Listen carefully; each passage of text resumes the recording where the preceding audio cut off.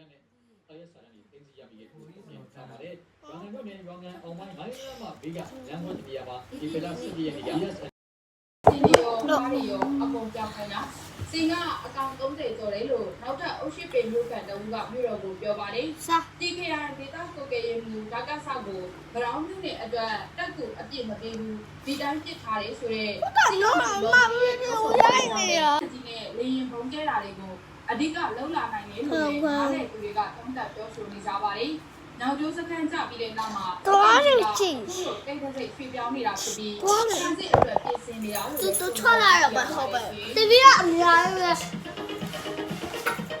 နောက်တစ်ခါတော့အနေနဲ့ဒီမှာလာပြီးတော့ဒီလက်ကြီးရောက်ရှိမှုအခြေအနေကိုတရေအဖြစ်ဖော်ပြတဲ့ဟုတ်ရဝတာဒီဝတာမိုင်းကနေအဲ့တော့ဒီမှာ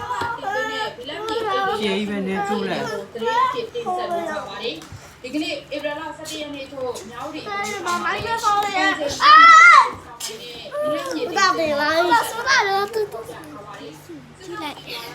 မြောက်ဒီဟာကြည့်ဧပြီလ2ရက်နေ့ကရန်ကုန်က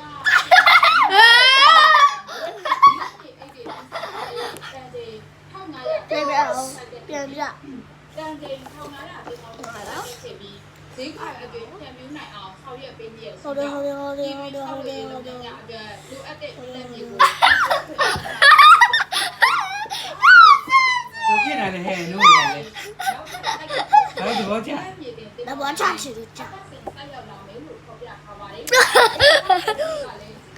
ကြောက်ပါကြီးပါလေဒီကနေ့ပို့လို့များဆက်လာတော့ဘာကောင်း